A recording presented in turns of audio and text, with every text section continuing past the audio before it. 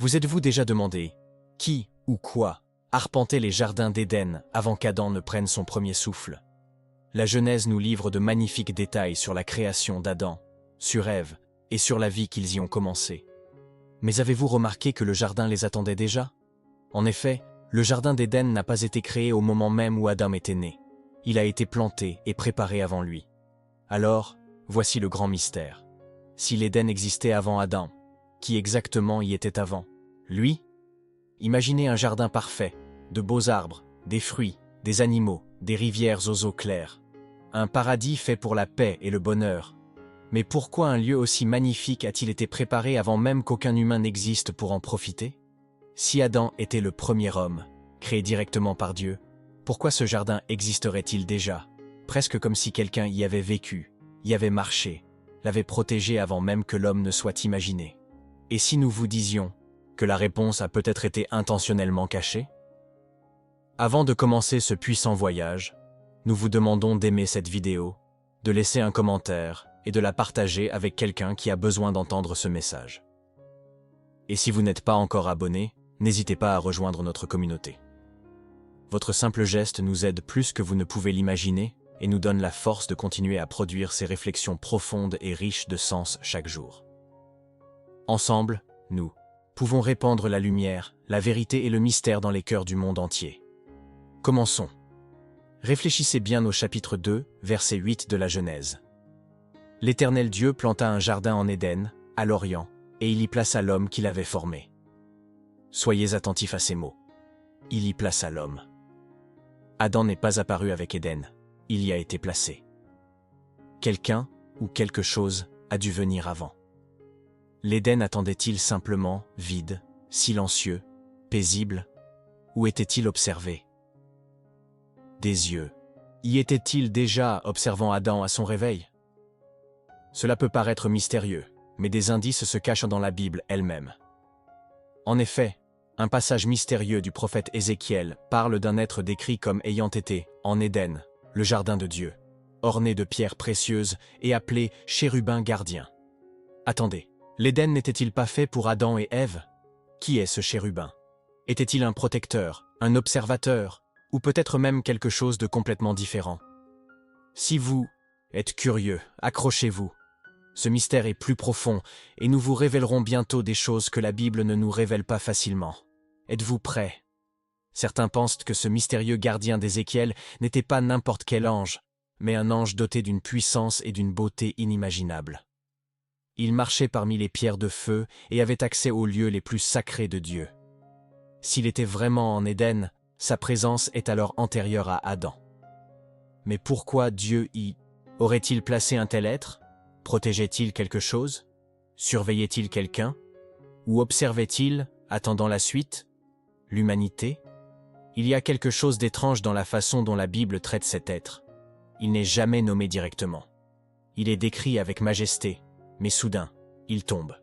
Tu as été intègre dans tes voies, depuis le jour où tu as été créé jusqu'à celui où la méchanceté a été trouvée en toi. Qui était-ce? Certains disent que c'était Lucifer lui-même, mais d'autres soutiennent que ce personnage pourrait représenter un ordre ancien d'êtres, des gardiens placés en Éden avant l'homme, pour observer, servir ou peut-être régner. Et avec l'arrivée d'Adam, cet équilibre a été rompu. Et si le jardin d'Éden n'était pas réservé aux humains? Et s'il avait été autrefois un point de rencontre, un royaume divin où le ciel touchait la terre, un lieu non seulement de beauté, mais aussi de commandement et de stratégie, un centre d'activité pour des forces spirituelles que nous avons du mal à saisir. La Genèse ne nous offre qu'une perspective humaine, mais que se passerait-il si cette perspective était volontairement filtrée, limitée? La vérité pourrait ébranler notre compréhension de la personne pour laquelle le jardin a été créé. Certains écrits anciens, extérieurs à la Bible, semblent corroborer cette hypothèse. Le livre d'Enoch, par exemple, parle de veilleurs, des êtres puissants descendus sur terre bien avant le déluge. Ils n'étaient pas déchus, au départ. Ils avaient pour mission de surveiller la création, de guider l'avenir. Certains d'entre eux auraient-ils pu se trouver en Éden? Auraient-ils été les premiers à voir fleurir le jardin, les premiers à marcher sous ses arbres et les premiers à tomber en silence? La Bible ne nous dit jamais combien de temps l'Éden existait avant l'arrivée d'Adam. Des jours? Des années? des siècles dans le temps céleste? Nous supposons que ce fut instantané, que Dieu a créé Adam et l'Éden ensemble. Mais les Écritures ne le disent pas. Elles disent que l'Éden a été planté, puis qu'Adam y a été formé et placé. Cet espace temporel, le silence entre la plantation de l'Éden et l'arrivée d'Adam, est peut-être le lieu où réside le plus grand mystère. Une période d'activité effacée des mémoires, ou peut-être jamais consignée pour une raison quelconque. Pourquoi ce moment serait-il laissé de côté? Si quelque chose ou quelqu'un était actif en Éden avant Adam, pourquoi ne pas nous le dire? Moins que sa présence ne soit trop complexe, trop dangereuse ou trop perturbatrice pour l'histoire de l'humanité. Peut-être son échec était-il si grave qu'il devait être effacé, scellé, enfoui sous des couches de silence divin. Le jardin n'était pas seulement un paradis, c'était une scène. Et nous n'étions pas les premiers acteurs à le traverser. Certains rabbins et érudits antiques croyaient que l'Éden existait dans un royaume supérieur, ce qu'ils appelaient le Gan Elion, le jardin supérieur, un territoire spirituel et pas seulement physique. Dans ce jardin, des êtres de lumière œuvraient sous le regard direct de Dieu. Et lorsque l'homme fut introduit dans ce royaume, quelque chose changea. L'humanité n'était pas comme eux.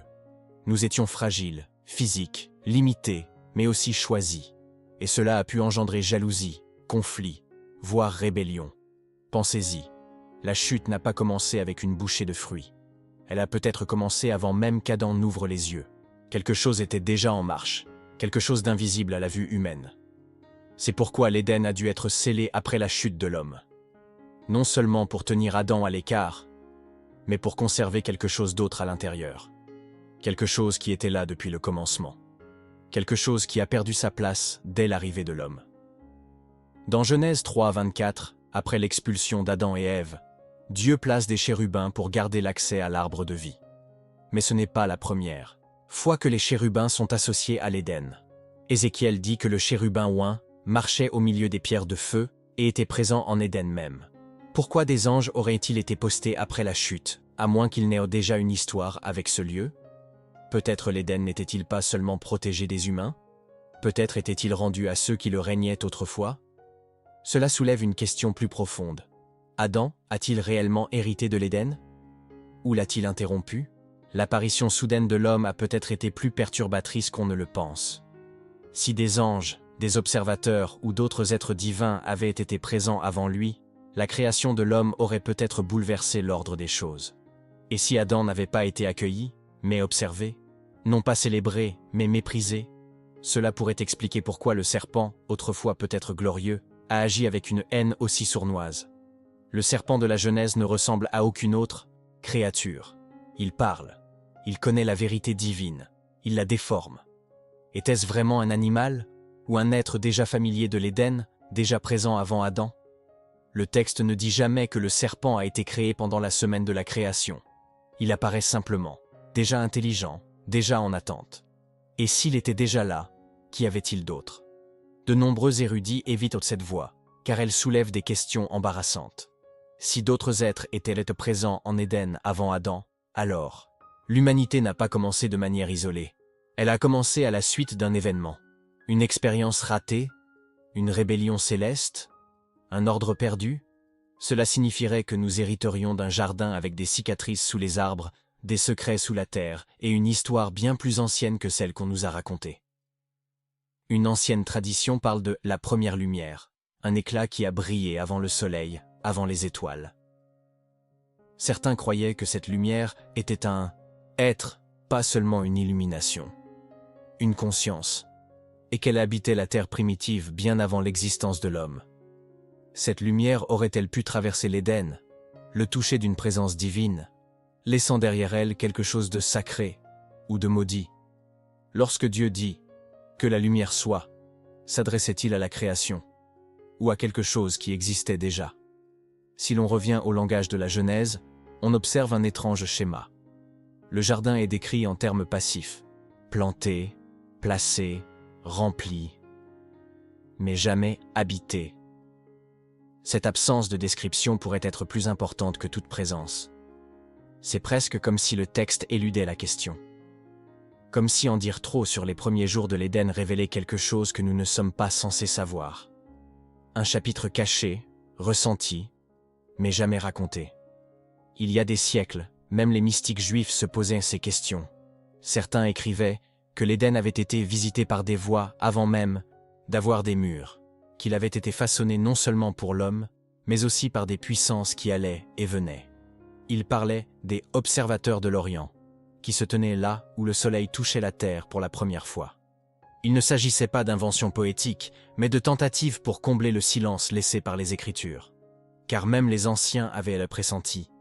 L'Éden avait des témoins avant même qu'Adam ne respire. Et l'arbre de vie, pourquoi était-il là, avant Adam?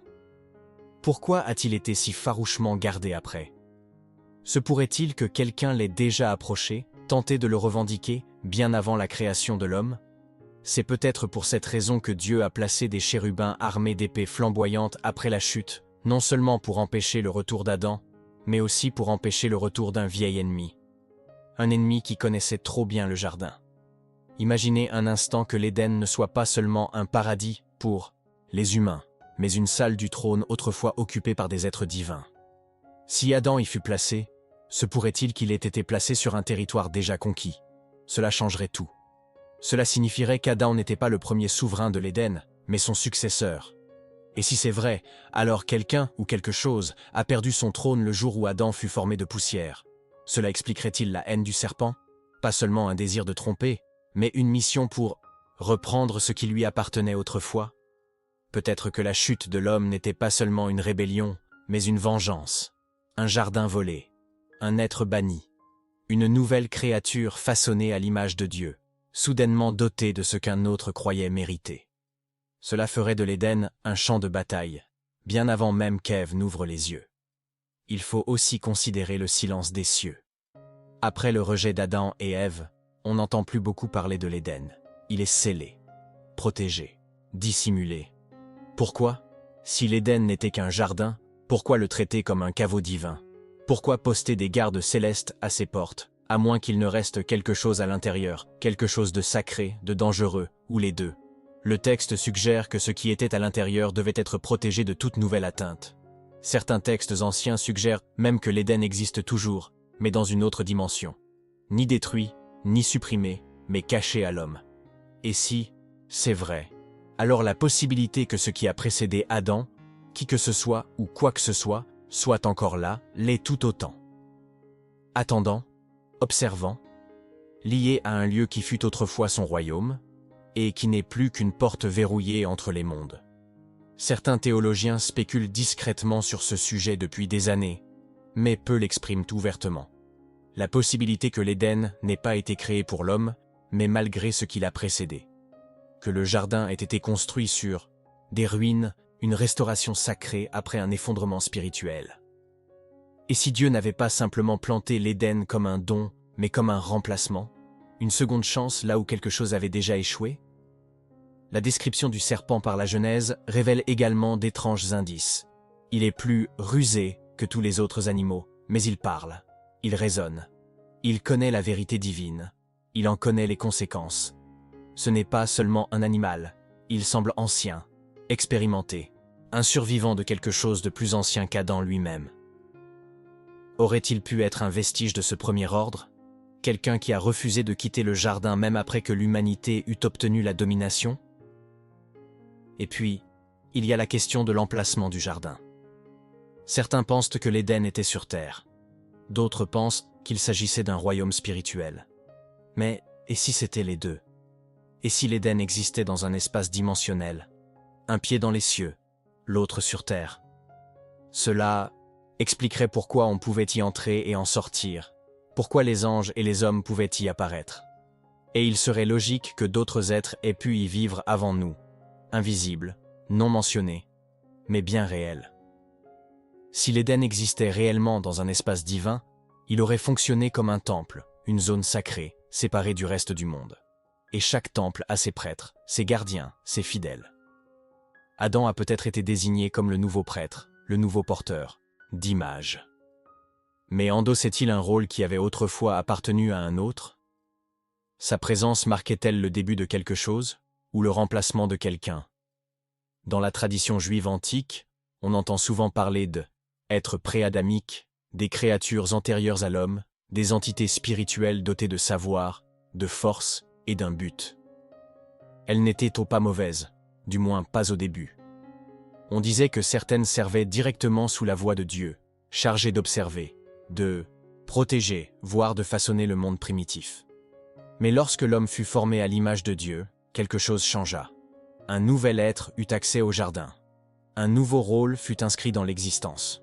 Et dans ce changement, quelque chose d'ancien fut peut-être mis de côté, ou enfoui sous silence. Le livre des Jubilés, un autre texte ancien, parle d'anges assignés à la terre avant la création de l'homme. On disait d'eux qu'ils étaient les intendants des saisons, de la lumière et du mouvement des cieux. Certains d'entre eux se tenaient peut-être au-dessus de l'Éden avant même l'arrivée d'Adam. Si tel était le cas, l'Éden n'était pas une toile vierge, c'était une scène déjà remplie d'acteurs. Mais avec l'arrivée d'Adam, le scénario changea. Et ceux qui régnaient autrefois en secret furent repoussés dans l'ombre. Cela pourrait aussi expliquer pourquoi certains êtres des Écritures semblent détenir une connaissance ancestrale des faiblesses de l'homme. Le serpent savait exactement quoi dire à Ève. Il savait déformer la vérité, séduire par la logique, semer le doute. Ce genre de ruse ne vient pas de l'instinct, mais de la mémoire, de l'expérience, de quelque chose ou de quelqu'un qui avait observé la création de l'humanité bien avant qu'elle n'ait lieu. Non pas avec émerveillement, mais avec ressentiment. C'est peut-être pour cela que le serpent était déjà là, dans le jardin, attendant, sans entrer, sans arriver, juste, présent. La Bible ne dit jamais quand il est venu, seulement qu'il était là, comme si sa place avait déjà été revendiquée, comme si l'Éden n'était pas un paradis offert à l'homme, mais un territoire pris à un autre. Et la chute n'était pas seulement une désobéissance, elle était le déclencheur d'un conflit ancien qui couvait en silence. Si l'Éden a été enlevé à quelqu'un, ou à un ordre d'être tout entier, alors l'arrivée d'Adam et Ève n'était pas seulement un commencement, mais une rupture. Imaginez faire partie d'une structure céleste, chargée de protéger la création, et voir une créature fragile, façonnée comme de la poussière, prendre votre place. Une créature à qui est conférée domination, autorité et intimité avec le Créateur. Ce genre de changement n'est pas sans conséquence. Il engendre la jalousie, et peut-être même la rébellion. Peut-être le serpent n'a-t-il pas trompé Ève par pure malice, mais dans une tentative désespérée de reconquérir ce qui avait été perdu. Il y a une raison pour laquelle Dieu réagit si promptement et si durement après la chute. La terre est maudite. L'accès à l'arbre de vie est coupé. Le jardin est fermé. Des chérubins armés d'épées flamboyantes sont postés, éternellement. Ce n'est pas seulement de la discipline, c'est un confinement divin. Presque comme si Dieu ne se contentait pas de punir Adam et Ève, mais scellait quelque chose de plus profond. Il protégeait le monde de l'histoire qui se cachait sous le sol d'Éden. Une histoire qu'il ne voulait pas voir se répéter. Certaines légendes prétendent qu'après la chute, l'Éden ne fut pas détruit, mais voilé. Caché aux yeux des hommes, enfermé dans un autre royaume. Mais si c'est vrai, qu'en est-il des êtres qui s'y trouvaient déjà ? Étaient-ils eux aussi enfermés à l'intérieur ? Existent-ils encore, prisonniers d'une dimension à l'autre, observant chaque génération aller et venir, attendant leur retour ? Si c'est le cas, leur silence n'est pas une absence, mais une stratégie. Leurs noms ont peut-être été effacés, mais leur mission n'est peut-être pas accomplie. Et peut-être, juste peut-être, la guerre pour l'Éden n'a-t-elle jamais pris fin. Elle a simplement évolué. D'un conflit visible à un conflit spirituel, des épées flamboyantes au murmure de l'esprit, des serpents dans les arbres aux mensonges dans les cœurs.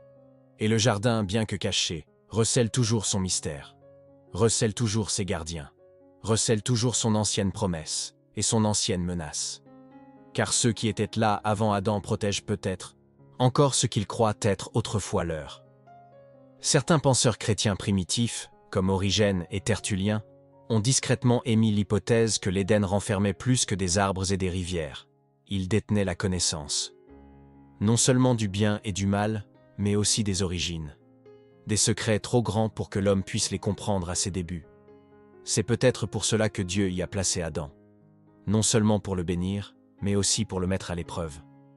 Pour voir s'il chercherait le Créateur ou les choses cachées. Et peut-être ces choses cachées n'étaient-elles jamais destinées à l'homme? Peut-être étaient-elles des vestiges du monde qui nous a précédés. Une idée effrayante se murmure dans des écrits oubliés. Adam ne fut pas le premier à être mis à l'épreuve en Éden. Un autre être, bien avant lui, eut une chance similaire. Mais il échoua. Et lorsqu'il chuta, il ne tomba pas sur terre. Il tomba en elle. Lié non par la gravité, mais par le jugement. Et lorsque Dieu insuffla la vie à Adam, cet être l'observa dans l'ombre, jaloux, amer, déterminé à ne pas être oublié. Sa vengeance ne viendrait pas avec des armées. Elle viendrait d'une simple question. Dieu a-t-il vraiment dit? Cette phrase, employée par le serpent, n'était pas seulement une tromperie, c'était une stratégie. Un déclencheur soigneusement choisi pour relancer une guerre déjà perdue. En provoquant la chute d'Adam et Ève, cet être ancien a peut-être cru reconquérir un territoire. Ou pire, prouver quelque chose au Créateur lui-même. Cet homme n'était pas meilleur. La nouvelle création était tout aussi fragile, tout aussi fragile. Ce n'était pas la victoire d'un serpent, c'était une rébellion renaissante. Ainsi, le jardin, autrefois un lieu de beauté, devint un lieu de secret.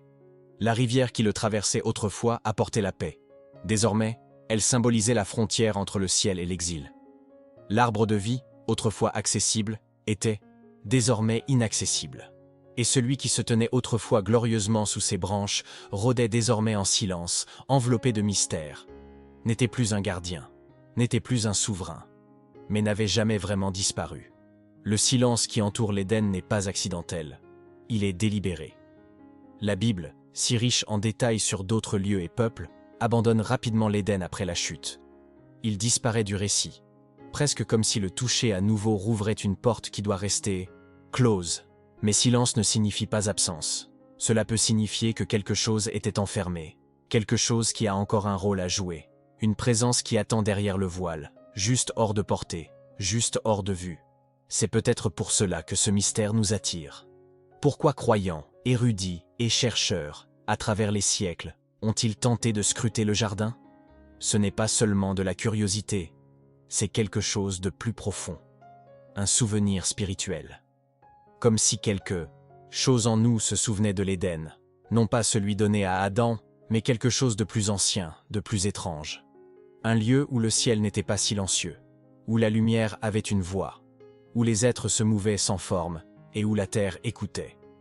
Se pourrait-il que le véritable mystère de l'Éden ne réside pas seulement dans ce qui s'y est passé, mais plutôt dans qui s'en souvient encore? Peut-être ne sommes-nous pas les seuls à nous poser des questions.